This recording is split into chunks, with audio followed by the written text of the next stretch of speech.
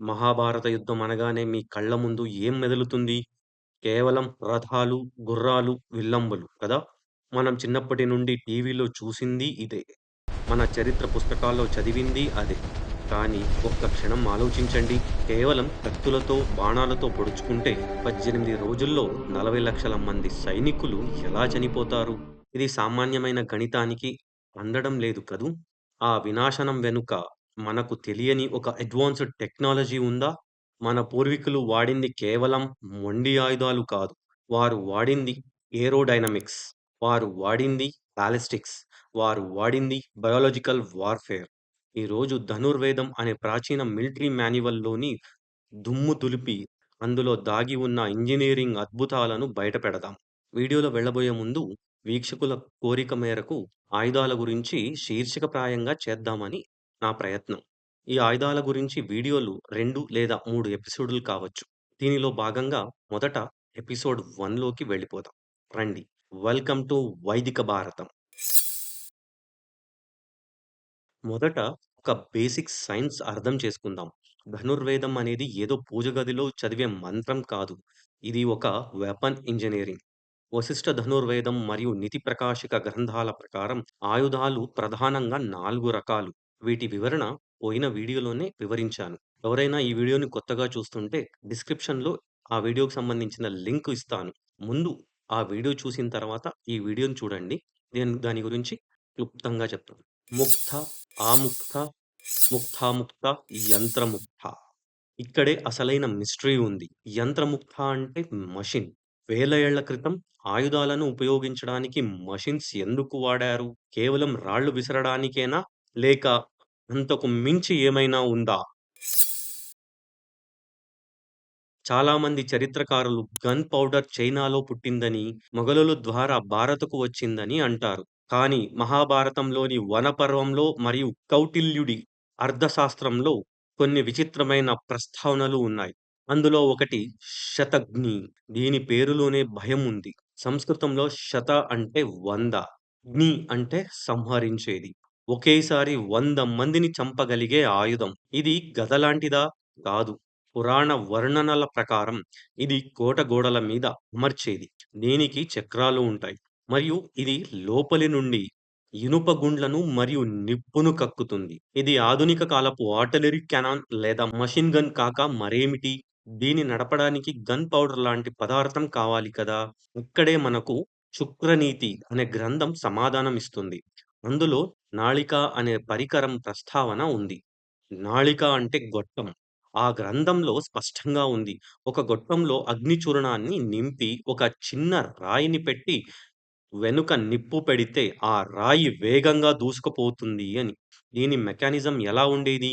ప్రాచీన ఇంజినీర్లు దీన్ని లోపల పెద్ద పెద్ద రాళ్లను, ఇనుప గుండ్లను నింపి ఒకేసారి వందల మంది శత్రువుల మీదకు ప్రయోగించేవారు.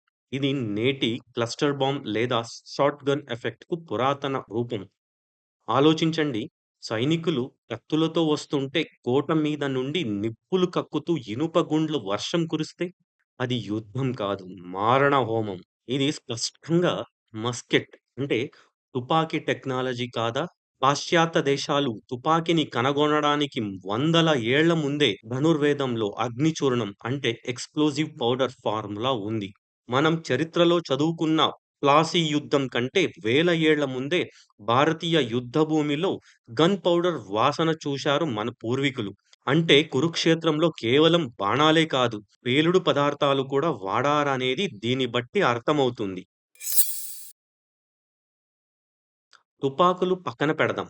కనీసం బాణాలైనా సింపుల్‌గా ఉంటాయా? అస్సలు కాదు. ధనుర్వేదం ప్రకారం బాణం తయారీ చేయడం అనేది ఒక హై ఎండ్ ఇంజినీరింగ్ ప్రాసెస్. దీన్నే గతి శాస్త్రం లేదా బాలిస్టిక్స్ అంటారు. ఒక బాణం గాలిలో స్ట్రెయిట్‌గా వెళ్ళాలంటే దానికి స్థిరత్వం కావాలి. అందుకే బాణం వెనుక ఈకలు వాడుతారు. ధనుర్వేదంలో రాబందు ఈకలు, నెమలీకలు, గద్ద ఈకలు ఇలా ఏ పక్షి ఈకలు వాడితే బాణం ఎంత వేగంగా ఉందో లెక్కలు ఉన్నాయి. ఇది ఆధునిక రాకెట్‌లకు ఉండే ఫిన్స్ టెక్నాలజీ లాంటిది. ఒక బాణం ములుకులు అంటే యారో టిప్స్ కేవలం గుచ్చడానికి మాత్రమే కాదు. ఇందులో కేటగరీస్ ఉన్నాయి. అవేంటో చూద్దాం. వత్సదంత దారం లేదా తాడుని కొయ్యడానికి. కర్ణి శరీరంలో గుచ్చుకున్నాక బయటకు లాగితే మాంసం ఊడి వచ్చేలా ఉండే బార్బడ్ డిజైన్. అరముక దీని అంచులు రంపంలా ఉంటాయి. ఇది కేవలం గుచ్చుకోదు, కండరాలను చీల్చుకుంటూ వెళ్తుంది. శుచిముఖ ఇది సూదిలా సన్నగా బలంగా ఉంటుంది. దీని పని ఆర్మర్ టైర్సింగ్. శత్రువు ఇనుప కవచం వేసుకున్నా సరే అది చొచ్చుకుపోతుంది. చిలీముక ఇది తగలగానే లోపల విరిగిపోయేలా డిజైన్ చేస్తారు. తీయడం అసాధ్యం. ప్రతి బాణం ఒక నిర్దిష్టమైన టార్గెట్ మెటీరియల్ కోసమే డిజైన్ చేయబడింది. కవచం ఉంటే ఒకలాంటి బాణం, శరీరం ఉంటే మరోలాంటి బాణం. ఇది ప్యూర్ మెటీరియల్ సైన్స్. ఈరోజు మోడర్న్ స్నైపర్స్ గాలి వేగాన్ని, దూరాన్ని లెక్కించి షూట్ చేస్తారు. నాటి ధనుర్వేదంలో కూడా గాలి ఏ దిశలో వీస్తుంటే బాణం ఎంత డిగ్రీ కోణంలో వదలాలి అనే లెక్కలు ఉన్నాయి. అర్జునుడు చేప కన్నును కొట్టడం వెనుక ఉన్నది మ్యాజిక్ కాదు. అది ప్రెసిషన్ ఇంజినీరింగ్ మరియు ఫోకస్. ఇక అత్యంత ప్రమాదకరమైన విషయం విషం. ధనుర్వేదం కేవలం భౌతిక దాడుల గురించే చెప్పలేదు. లిప్త బాణాలు అంటే కోటెడ్ యారోస్ గురించి కూడా చెప్పింది. బాణాల కొనలను సర్పవిషంతో గాని, కొన్ని రకాల మూలికల రసంతో గాని పూసేవారు. ఇది తగిలితే శత్రువు వెంటనే చనిపోకపోవచ్చు. కానీ ఆ గాయం ఎప్పటికీ మానదు. నెమ్మదిగా శరీరం కూలిపోతుంది. ఇది ఈరోజు మనం చూస్తున్న బయోలాజికల్ వార్‌ఫేర్‌కి ఆది రూపం. అలాగే ఆగ్నేయాస్త్రం. ఇది మంత్రం ద్వారానే కాదు, బాణం చివర మండే పదార్థాలను చుట్టి ప్రయోగించేవారు. శత్రువుల శిబిరాలను తగలబెట్టడానికి ఇది వాడేవారు. కానీ ధనుర్వేదం ఇక్కడ ఒక రెడ్ లైన్ గీసింది. యుద్ధం సైనికుల మధ్య జరగాలి. విషపూరిత బాణాలు సామాన్యుల మీద, నీటి వనరుల మీద ప్రయోగించకూడదు అని. అత్యున్నతమైన టెక్నాలజీ ఉన్నా దాన్ని వాడడంలో నైతికత పాటించారు మన పూర్వీకులు. చూశారుగా, శతఘ్ని అనే మెషిన్ గన్ నుండి ఏరోడైనమిక్స్ బాణాల వరకు, నాళిక అనే తుపాకీ నుండి బయోలాజికల్ వెపన్స్ వరకు మన పూర్వీకులు కేవలం కవులు, కళాకారులే కాదు. వారు గొప్ప శాస్త్రవేత్తలు. వనరులు తక్కువ ఉన్నా వారి ఆలోచనా శక్తి ఆకాశమంత ఎత్తులో ఉండేది. ఆలోచించండి.